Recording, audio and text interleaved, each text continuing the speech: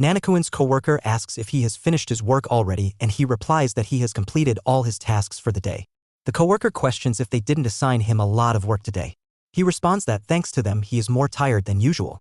The coworker comments that normal people can't even leave on time because of the workload and this is why people call him an efficiency freak.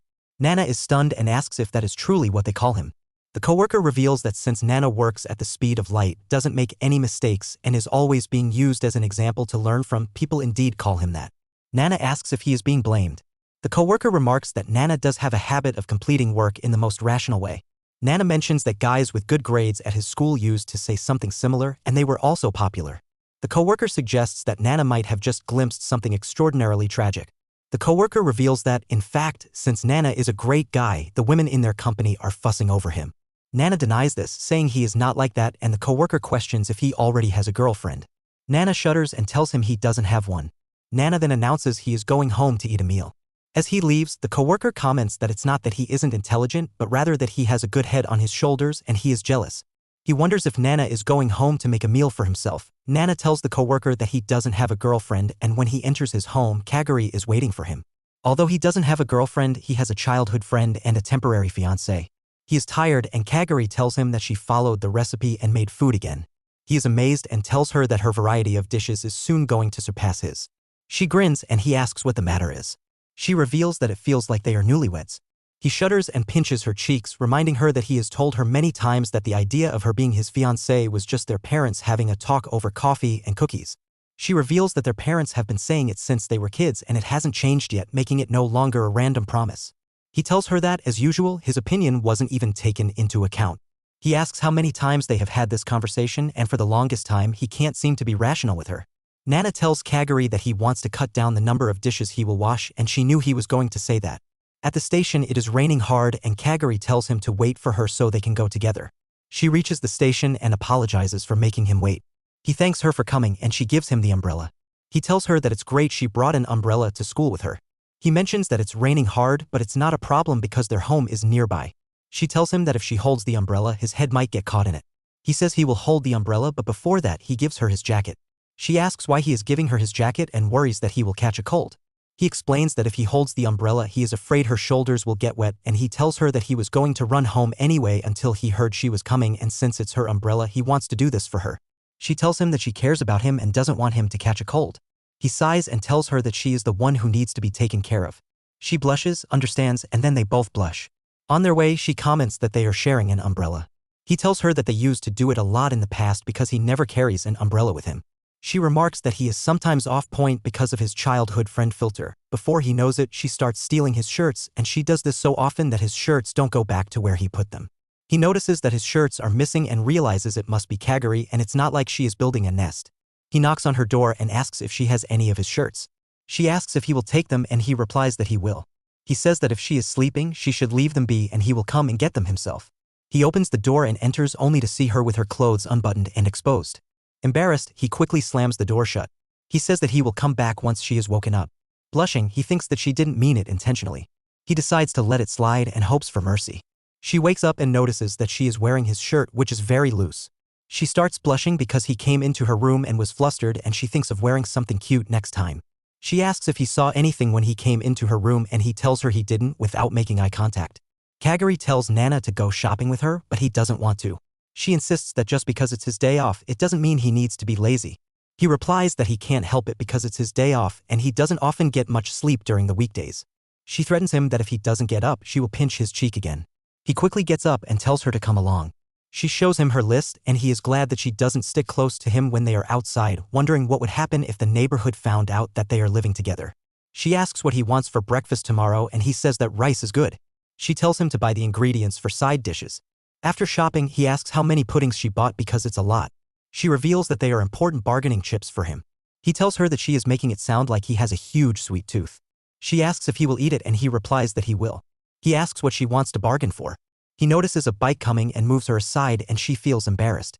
He tells her that she is the one who usually sticks to him, so why is she keeping her distance now? She says that it's because they are not at home. He asks if she feels embarrassed when they are outside and she nods. He reminds her that they went home together under an umbrella and she replies that they weren't that close then. Kaguri's mom calls her and her mother wants to talk to Nana. He takes the phone and she asks how he is doing and if Kaguri is bothering him. She also inquires if they are using the sofa she gave them. He tells her that Kaguri is sitting on it and she asks about him, to which he replies that he is only standing. She explains that she gave them the sofa in the hope that they would make it a place to spend time together. He reiterates that he has said it repeatedly, she can't just leave her daughter with him because he is a single man living alone.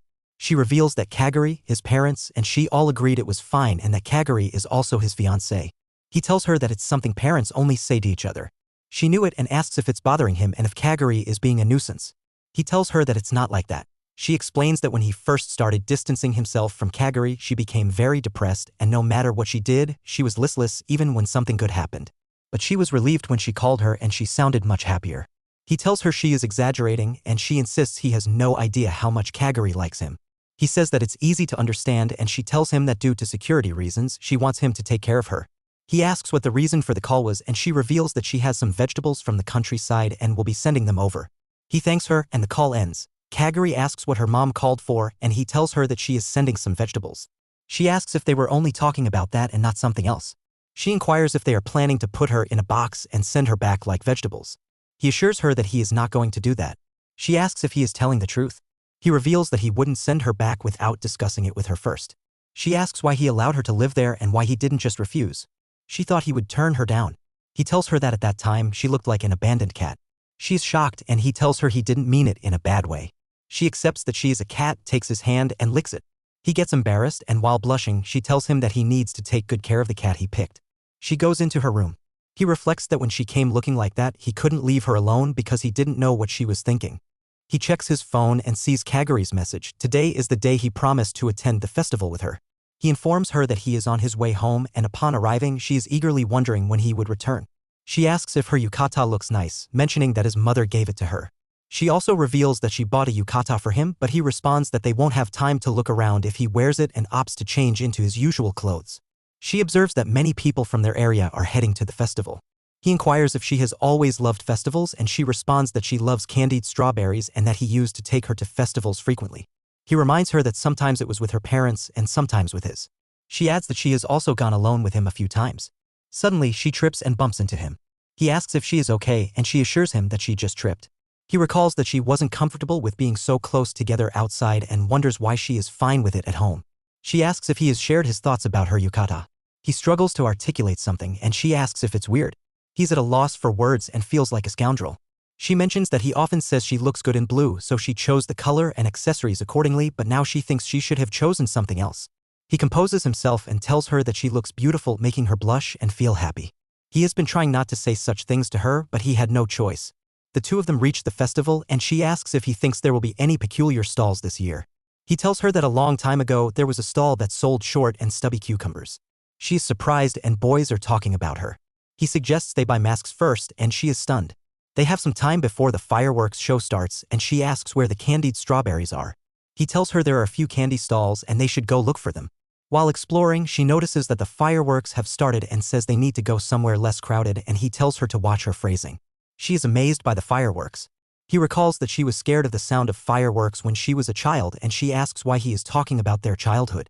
He reveals that it is because he hasn't been able to go to festivals with her recently and feels like he has dug his own grave after saying it. She tells him it's because he was avoiding her. He apologizes to her and she thanks him for coming with her this year and hopes she can come with him next year. Out of instinct, he grabs her hand and wonders what he is doing because she is just a childhood friend to him, yet he cannot tell her that they will go together next year. He releases her hand. She tells him to wait, grabs his hand and says it's fine even if it's just as childhood friends. She asks if she can hold his hand. He asks if she isn't embarrassed being close to him outside. She says it's okay because she has a mask and he tells her that's the issue. Even if they are just childhood friends, it is strange to hold hands at their age and she really didn't think this through. She asks him what she should do to hold hands with him. He blushes and tells her that it would be a problem if she got separated from him. She agrees, saying he is right and she might get separated. She holds his hand and asks how long she can hold it.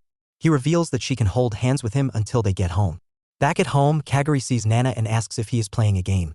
He tells her that his friend asked him to play and mentions that he is tired from work. She asks if it's a PvP game and he confirms, adding that all his teammates are down. While playing, she rests on his lap, causing him to get embarrassed and ask what she is doing, telling her to get off him.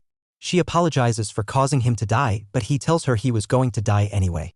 He explains that it happens and that he cannot move until he finishes the match. Finally, after some time, he wins, but his eyes start to hurt and he wants to take a rest. Kaguri tells him it's his turn now and places his head on her lap. This startles him and she says this would help him rest. He tells her this will have the opposite effect, starts blushing, and tries to calm himself down. She asks how it is and he tells her it's fine but tries to get up. She doesn't let him and tells him to shut his eyes because they were hurting and she will keep them warm. She says she is doing this because she wants to and it's best to leave her be since he cannot do anything when she gets stubborn. Without strength, he quickly falls asleep. She looks at him happily and says that he is not good at letting others spoil him and if they get married, she will spoil him every day. She also wants to be spoiled and guesses that they would just have to spoil each other then. When Kaguri was a child, there was a school event taking place. She asked Nanakun if he would join the activities, but he declined, saying he needed to help his mother. Kaguri suggested it would be a good opportunity for him to make friends his age. However, Kaguri was slower than the other children and often found herself in trouble. In the end, it was always Nanakun who found her. One day, after being left behind by the other kids, Kaguri started crying when Nanakun found her. She hugged him tightly and he reassured her, telling her not to cry as he was there for her. He then carried her on his back and took her back to the group. From that day on, Kaguri developed a fear of the dark and ghosts. In the present, Kaguri still clings to Nanakun and refuses to go to sleep until he does. Concerned about her fear, he suggests they watch scary movies together to help her overcome it. Kaguri agrees, but only if she can hide under his arm during the scary parts. She teases him, calling him a liar when he proposes they watch a variety show instead. The next day, when Nanakun returns home, he finds Kaguri wearing a stunning black dress. She greets him with a playful challenge. Does he want to give her a treat or be tricked? Confused, he asks if it is Halloween, surprised since he has just arrived home. Kaguri explains that since she started living with him, she has become obsessed with celebrating various events, even if they are a hassle, and expects him to participate as well. Showing him a treat box, she urges him to make his choice. Relenting, he hands her a cake box, knowing she likes cakes. However, Kaguri doesn't look entirely pleased. She has hoped to play a trick on him instead. She admits she hasn't prepared a treat for him but has an idea. As she calls him closer, he gently tweaks her head, surprising her. He explains that since she hadn't prepared a treat, he knew she wanted him to trick her, so he did. Smiling, he thinks that if he hadn't played along, she might have been quite upset. Relieved that he has managed to satisfy her playful side, he starts to walk away, thinking he is free from her mischief. But suddenly, she grabs his arm, explaining that she wants him to play a better trick. Nanakun feels a wave of anxiety as he sees the mischievous glint in her eyes. Trying to explain that he has already done as she asked, he is cut short when she gently takes his face in her hands, pulling him closer. She whispers that she will teach him how to do it properly. As Kaguri's class ends, she thinks about buying sauce on her way home. Walking through the corridor, she notices someone searching for her. Suddenly, a girl appears in front of her, startling her, and asks for a moment of her time. The girl leads her to the cafeteria and asks if her brother has been teasing her, calling him the lamest guy ever. Kaguri looks at her in confusion, unsure of what to say. The girl introduces herself as Yae, Sashichi's sister, and expresses her frustration with her brother's behavior. She loudly remarks that having a childhood sweetheart who has been devoted to her since childhood but doing nothing about it is just weird. Her words make Kaguri blush, and Kaguri asks why she is bringing this up. Yae then mentions that she plans to visit them today. At that moment, Nanakun enters and questions Yae about why she informed Kaguri instead of him. Yae mischievously points out that his room looks completely different, hinting that it might be Kaguri's influence. Kaguri apologizes to Nana, explaining that she didn't refuse Yae since she is family. She then informs him that his mother left something for him before going to a meeting and hands him a cup of tea. As Nana takes a sip, Yae suddenly asks why he hasn't proposed to Kaguri yet, which startles him and causes him to burn his tongue. Nanakun becomes angry and asks his sister why she cares about Kaguri now, considering she never did when Kaguri had no friends during their childhood. He reminds her that he was the one who accompanied Kaguri back then. Kaguri thanks him for his support, but he tells her it isn't necessary. Feeling embarrassed, Yae tries to save face by explaining that she worries about Kaguri now because if he continues being a brickhead, Kaguri might end up hating him. Nanakun, still angry, pushes Yae toward the door, insisting she leaves since it's late. She agrees, but not before winking at Kaguri and urging her to become his lover soon. Her words create an awkward atmosphere between Nanakun and Kaguri. As Yae leaves, slamming the door behind her, Kaguri mentions that she now has news to report to her mother. Nanakun, deeply embarrassed, apologizes to Kaguri on behalf of his sister, explaining that she often speaks without thinking. Suddenly, Kaguri starts blushing, which confuses Nanakun as he doesn't understand why. Meanwhile, Kaguri thinks Yae might be right, seeing this as the first step toward a future together. As they sit together, Nanakun notices that Kaguri has been on her phone for a while and asks what she's doing. Kaguri explains that she has been chatting with Yae-chan, who frequently sends her sound stickers. Nana, wary of his sister's sense of humor, asks what they're discussing. Kaguri smiles and says they're talking about his childhood stories from before she met him. Alarmed, Nanakuen insists that his sister must be lying and asks Kaguri to hand him the phone. In his haste, he falls onto her, feeling embarrassed, and apologizes. Trying to deflect, he suddenly squeezes her cheeks, causing her to blush. Seizing the moment, Kaguri quickly opens her camera and takes a picture of him. Angry, Nanakuen demands she delete the photo, but Kaguri refuses, suggesting they exchange it for a picture of her instead. He shouts that she should have asked for his permission first. Kaguri explains she plans to use it as her wallpaper, which makes him even angrier. He snatches the phone from her hands and deletes the picture. Kaguri starts crying, and Nanakuen explains that it was wrong to take his photo without asking. She becomes clingy, pleading for permission to take another picture. He refuses, saying he doesn't look good in photos. She insists she won't take his face, assuring him that anything will suffice. Eventually, she convinces him, and he reluctantly allows her to take a picture of his hands in the supermarket. Kaguri spots the Valentine chocolates and is impressed by them. She comments that she admires them every year because they look cute, and, as usual, she plans to give him chocolates. Nanakuen sighs, saying they're expensive and she doesn't need to buy them. Kaguri then points out that the ingredients cost much less, so he shouldn't worry about it. Shocked, he asks if she's going to make the chocolates herself, and Kaguri informs him that she does so every year. He's taken aback, having assumed the chocolates were store-bought because they look so professionally made, even the packaging. He thought she only started cooking after moving in with him. Kaguri feels sad that he didn't know she has been making chocolates since childhood and has worked hard to perfect them just for him. Stunned by her dedication, Nanakuen is silent for a moment. Kaguri then asks if they taste strange to him since they aren't store-bought. Still in shock, he reassures her that they taste better every year, making her happy.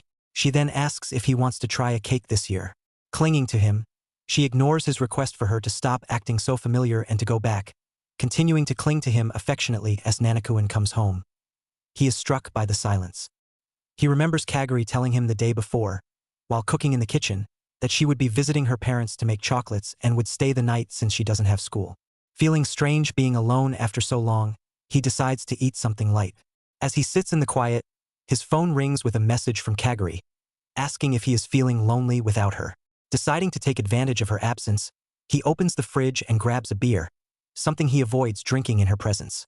Suddenly, there's a ring at the door. It's Kaguri, who explains that she finished early and rushed over. As she enters, she expects he might be asleep. Entering the lounge, she finds him sleeping on the couch, a beer glass next to him. She realizes he didn't drink it when she was around. Approaching him, Kaguri gently suggests he sleep in his room to avoid catching a cold. He wakes and asks if she wasn't supposed to come back tomorrow. She explains that since he didn't reply to her text, she came back early. Moving closer, he suddenly comments that she smells nice, causing her to blush.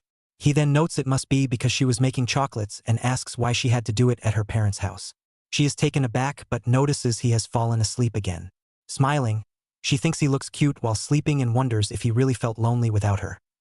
The next day, Kaguri gives him the chocolates she made. Nanakuen thanks her and notices she is looking away. She then asks if they could spend the day together. He finds her behavior odd but listens as she turns away, admitting she also felt lonely without him. Surprised, he questions why, since they live together. Embarrassed, Kaguri agrees without saying another word. Kaguri is waiting for Nana, and while waiting, a random person approaches her and asks for directions. She finds it peculiar because he could have asked anyone since there are numerous people around. She provides him with the directions, but he insists that she accompany him because he is terrible with directions and tries to reach out to her. However, Nana intervenes, grabs his hand, and informs him that the information desk is just around the corner, or offers to escort him there. The man departs, and Nana curses him.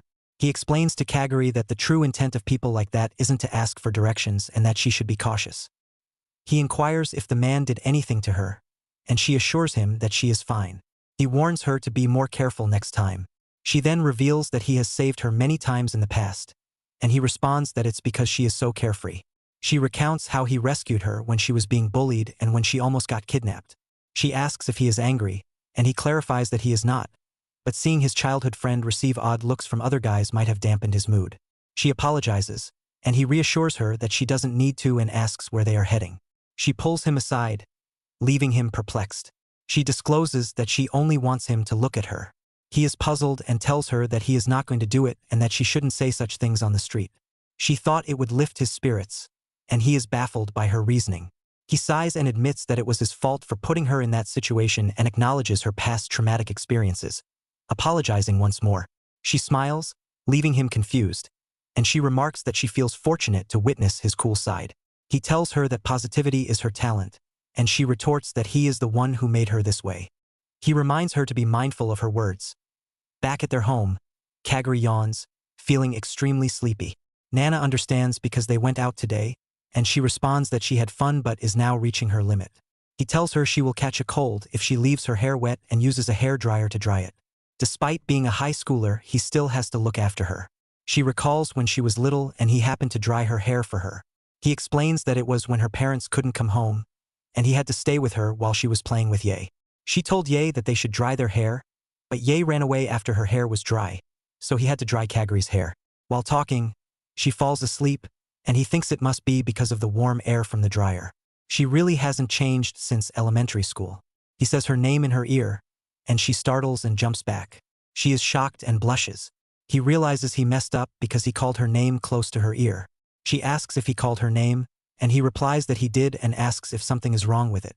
She insists that she is sure he said something else, and he assures her he only said her name. She grabs him and tells him to look into her eyes and tell her the truth. He replies that he is telling the truth and gets embarrassed, explaining that she was in the wrong for dozing off while he was drying her hair. He starts to sweat because she just got out of the bath and is wearing loose clothes. He grabs her, which shocks her, and he pushes her away. While looking away, he tells her not to get close to him after taking a bath. She asks what is wrong because she smells nice, and he tells her not to say that about herself. Kagura is chopping some vegetables and is now improving her cooking skills, but while praising herself, she accidentally cuts her finger. Nana enters the home, and she welcomes him. He notices her finger and asks if she is hurt. She tells him that she was just using a knife and cut herself. He points out that it hasn't stopped bleeding, and she insists it's all right because she has only cut herself a little. She admits that she might have overdone it since she was tired. She tells him not to worry, noting that he usually doesn't get this concerned, which surprises her. He grabs her hand and tells her that even a cut on her finger is a serious wound and that it scares him, so she needs to be careful. Her heart starts to beat faster, and she promises to be careful next time. She recalls something and asks if he didn't say something similar in the past. He tells her that she has always been a klutz and that he would have told her to be careful before as well. He instructs her to hold her hand higher than her heart until the bleeding stops. She is dumbfounded, changes her hand position, and asks if she can hold it like this until it stops. He is shocked and notices something happening in the kitchen. She runs to check the oven. He tells her that he will help her after getting changed. Kagura asks Nana if he knows what day it is today, and he asks what is on May 23rd and questions if it's someone's birthday. While blushing, she says that it's kiss day, but she couldn't say the word kiss. He tells her to not bring it up if she is not able to say it. She tells that it's not easy for her to say, and he asks what she even wants to say. On their way, Kagura meets Ye, who gives her something that her mother told her to deliver. She tells Kagura that these are her favorite bath salts and that they are only sold near where her mother works, and Kagura thanks her. Ye says it's not a big deal because she also got some. She mentions that it feels strange to act as a middleman between parents and kids, and asks if Kagura couldn't have received them directly. Kagura explains that her mom and dad have always been busy with work. Ye understands and recalls that Kagura was always at their place, but she doesn't remember playing with her all that much. She asks if Kagura's brother is leaving her all alone in the house. Kagura reveals that he comes back home right after work because he knows she is alone and is most concerned about it. Ye asks Nana if he is not getting too touchy with Kagura. He asks her to explain, and she tells him that when they find an interesting game, they play it together, but Kagura barely knows about two-player games. He explains that they can't imagine what it's like to be an only child, and she was also sheltered. Ye suggests that things would be better if he didn't interfere in Kagura's life. Nana retorts that it's his line because she is always eating his pudding, and he can't imagine how lonely Kagura must be feeling, so he just ends up doing all sorts of things for her. Ye tells Kagura that she should go all in on Nana. Kagura replies that she has been doing this from the start, at home. Nana doesn't mind bath salts, but he will probably get a faint scent too. Kagura tells him that it's nice, and he starts to feel uncomfortable. She asks if he wants to go first, but he declines because he doesn't want her to stay up late to dry her hair, so he will just go in later. She recalls what Ye said and mentions that she bathes longer and always makes him wait. He tells her that he can play a game at that time and she can just go and bathe. She suggests that they should bathe together, and he grabs her hair and covers her eyes, then leaves. She tells him he is mean and sobs, but he tells her to put the bath salts in and go bathe. She asks if he wants her bathwater that badly, and he is stunned, suspecting it has something to do with Ye, and tells her to stop. She tells him to stop dodging her question. He is embarrassed and wonders what she meant by together. Kaguri wears a shirt and thinks that even when she makes moves on him, he doesn't seem to change, and they live together, but nothing is happening. He is watching television, and she keeps staring at him. She comments that the actress is pretty good-looking and asks if he is into black-haired girls who are older than him. He is confused and tells her that she is acting weird. She just wants to know his type because they are living together, but nothing is happening. So she thought maybe that was the problem. She asks if she is not his type, and he doesn't know how to answer her. He considers that if he says she is not his type, she will stop having expectations for him, but when he tries to tell her, he looks at the tears in her eyes. He pushes her and tells her that whether she is his type or not has nothing to do with why nothing has happened. He tells her to stop being silly and to stop leaning on the sofa. She thinks it's just a nonsense response and says that he cares too much about everything, forgetting to consider if she is even his type. He asks what is wrong with him caring about her. She blushes, runs away, and says it's fine, he can keep his secrets, and calls him a sweet tooth. He is shocked and asks if that was the only insult she could come up with. She is happy but realizes it didn't answer anything and says she should look under his bed to find his type, and he gently hits her. At the shopping center, she says that it's Tanabata, so they are being displayed. She picks it up and says they can write whatever they want. He tells that she should write something and she tells that it would be faster to make her wish directly to him. He is stunned and people start looking at them and she gets embarrassed. He says that it's something she can write about. Today is Nana's day off, allowing him to sleep a little longer. Suddenly, he hears a bang. It's Kaguri, who has fallen and bumped her shin against the table. He tells her she is careless and reminds her to be more careful. She apologizes. He then says he will go and boil some pasta. She replies that she is on kitchen duty today, but he retorts that it doesn't matter since a certain someone woke him up. She slams her head on the table and remarks that he would make a good husband. He questions where this is coming from and expresses his hope that she finds a good husband elsewhere, preferably someone who cooks from scratch rather than relying on packaged food. She gets up, hugs him, and tells him that for her, he is the one. She adds that his comment was hurtful. He tells her to let him go because he is making food. She refuses, and he reminds her that she hurt her leg, so he is taking over kitchen duty for now. She accuses him of teasing her and insists he mustn't become someone else's husband. He blushes and says he has no plans of doing so, and she vows to ensure he becomes her husband. He tells her to stop meddling with his plans without his permission. While hiding behind the door, Kaguri tells Nanakuen that she plans to hang out with her friends tomorrow and asks him to wake her up if she doesn't wake up on her own. Nanakuen assures her that she should go to bed early to make it easier. She then informs him that she's turning off her alarm so that his voice will be the first thing she hears in the morning. Nanakuen is puzzled but agrees to wake her up. The next morning, Nanakuen goes to her door and starts knocking, telling her to wake up as it's getting late. But there is no response. He tries calling her, but she still doesn't respond. Finally, he decides to go inside. As he enters the room, he finds her smiling in her sleep, just like in their childhood, without a blanket. He gently taps her head, asking her to wake up, but she's dreaming about pudding and talking in her sleep. He thinks she might be dreaming about pudding because of him. Suddenly, she grabs his neck and pulls him close, near his lips, and then unexpectedly kisses his neck. Shocked and blushing, he tries to process what just happened. She hugs him, calling his name, leaving him confused as she seems to just want a hug. He decides that he needs to prepare a foolproof defense plan against her unpredictable actions.